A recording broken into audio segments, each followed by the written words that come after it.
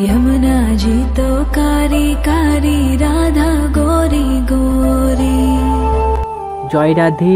আজকে আরতি না দেখলে তোমরা অনেক কিছু মিস করে যাবে।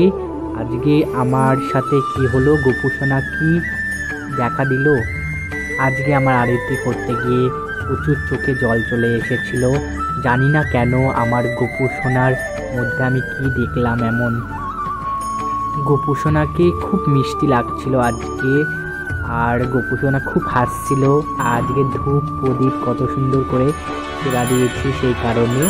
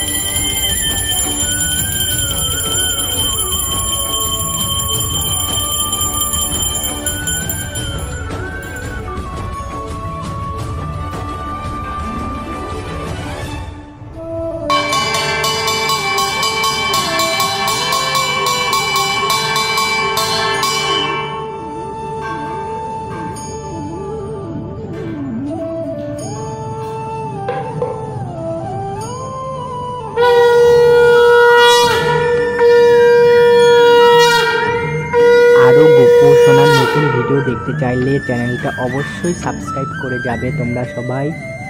লাইক আর শেয়ার করতে ভুলো না বন্ধুরা।